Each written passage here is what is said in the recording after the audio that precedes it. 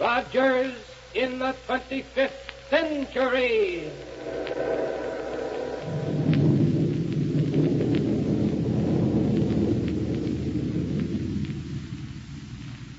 Buck Rogers is on the air, brought to you by the makers of Popsicle, Fudgicle, and Creamsicle, those delicious frozen confections on a stick.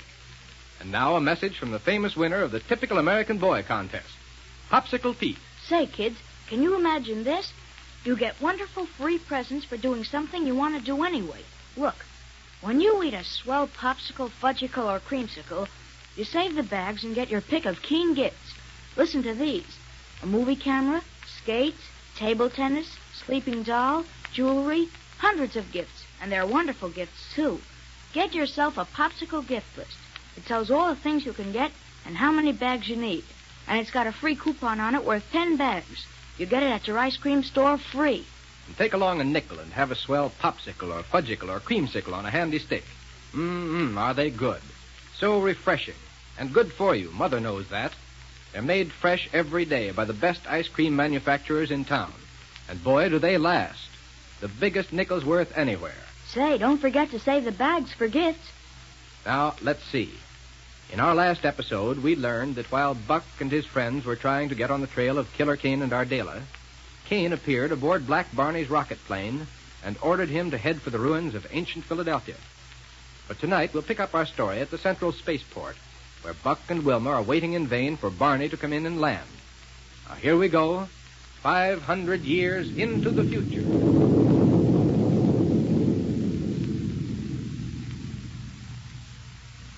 Doggone it, Wilma. I certainly wish Black Barney would hurry up and get here. I know it, Buck. It was over an hour ago that he radioed Dr. Heur that he was on his way in. Yeah. Don't suppose something could have happened to him, do you? Thinking of that new Gyro cosmic relativator aboard his ship? Uh-huh. Think it may have gone wrong somehow and thrown his ship out of control? No, he'd have radioed for help. He's probably just taking his time somewhere out there in space, giving that relativator a real tryout.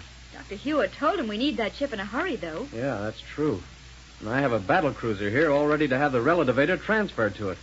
See it over there? Oh, I wondered why that ship was out of the hangar. Well equipped for a chase after Kane and Aardala? Yes, sir. Rocket guns, a long-range disintegrator, one-way energy projector, all sorts of stuff. Even a gas analyzer that'll let us pick up and follow a rocket trail. Good. It'll have a gyro cosmic relativator when Barney gets it back here to us. Say, if necessary, we could start without it. What? Sure. Barney must have left a rocket trail when he took off from here. Yes. Well, we can follow it up to where he is and board his ship out in space.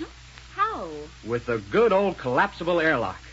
Collapsible airlock? Sure, you remember it.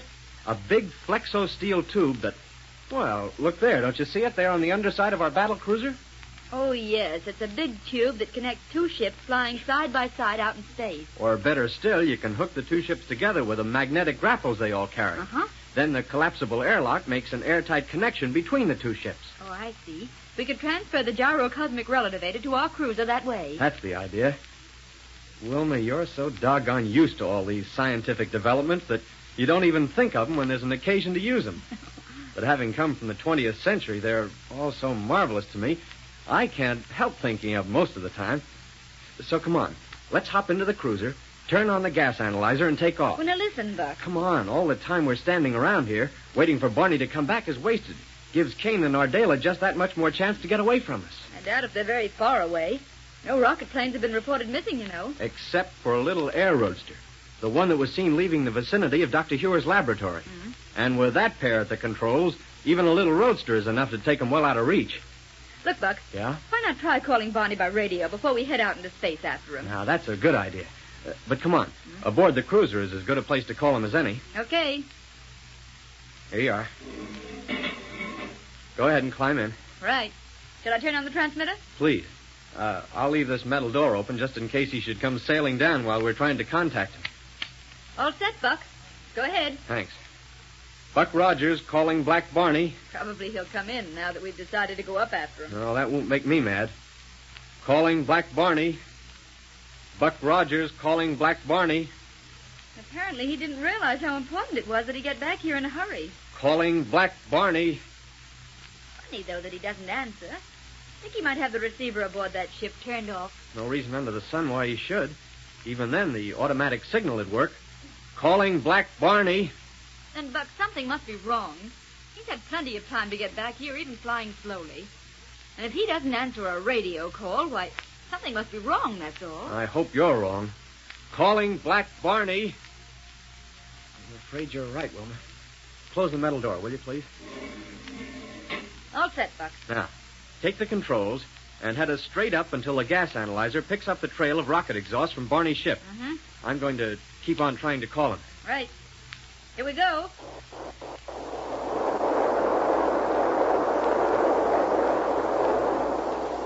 Now, don't be afraid to use plenty of power, Wilma, and swing us around in a wide circle as soon as we get some altitude. Okay, Buck.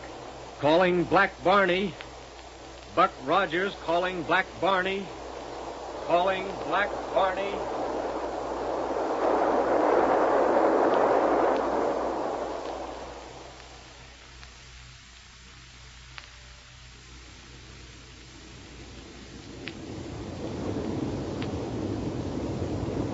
Calling Black Barney.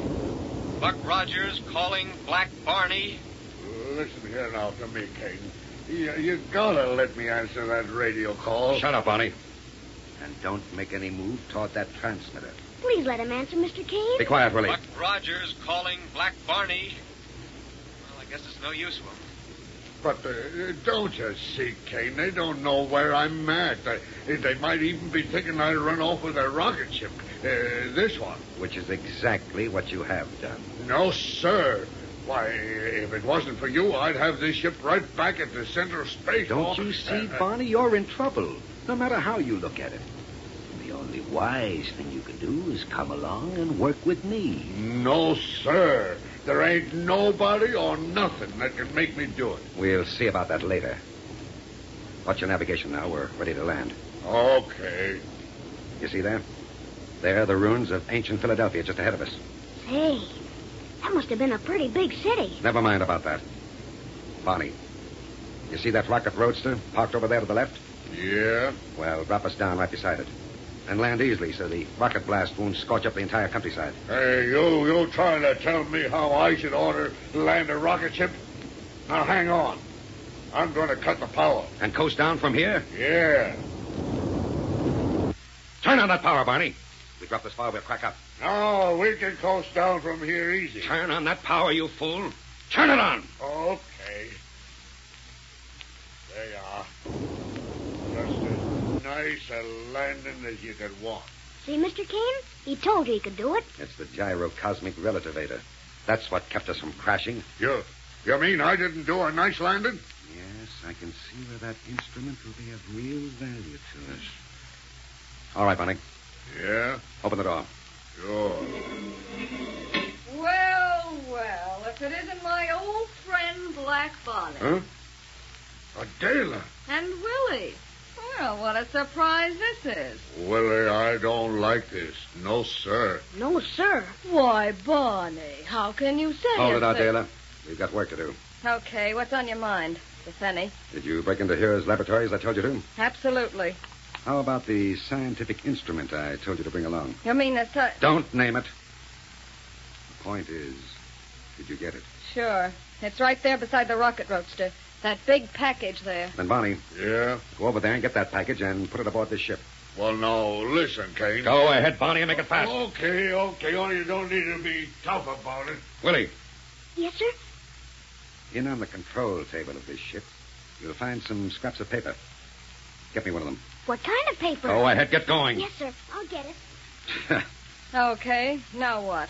Oh, where do you want me to put this, Kane? Inside the ship, I said. On the floor, anywhere. Okay. Aardala, keep an eye on him to make sure he doesn't try to touch the controls and get away. Right, Kane. Here's the piece of paper, Mr. Kane. Good. Now, hold still so I can write on it on your back. That's it. Now what, Kane? Just keep your eye on Barney for a minute until I finish this. Okay. There, that'll do it.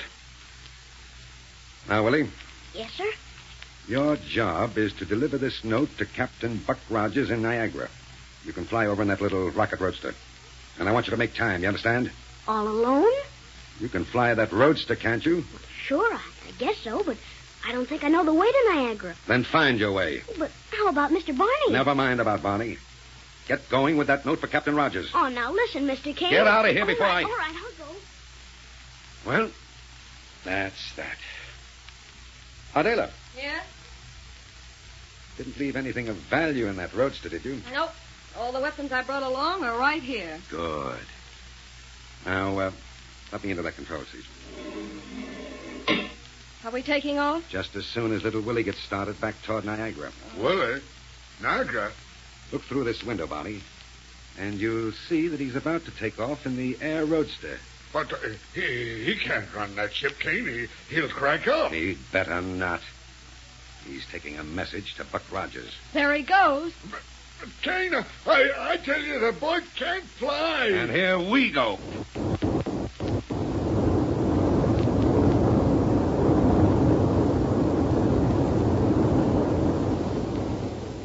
Now, listen here to me, Kane. Yes, Kane, I think you were crazy to let Willie try to fly to Niagara like that. Are you running this little party, or am I? Oh.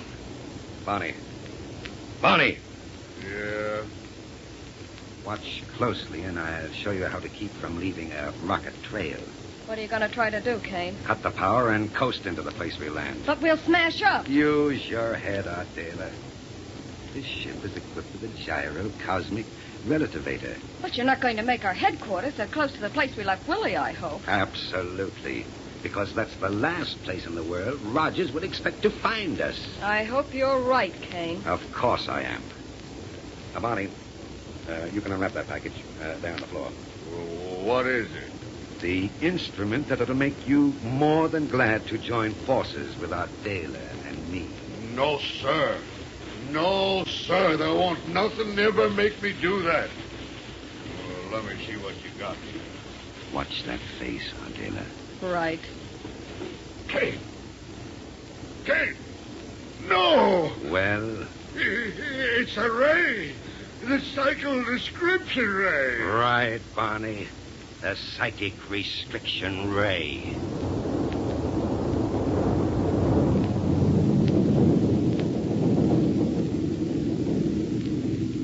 Yes, and I'm afraid that although it won't hurt Barney, that ray will make him perfectly willing to do whatever Kane says.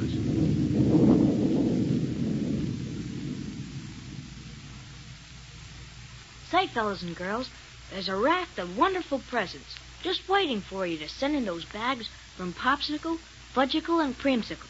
I picked out the presents. Yep, skates, fishing tackle, a candid camera, dolls, bracelets, wallets, and, gosh, hundreds of swell things. Get your friends to help you save bags. The more you save, the better presents you get.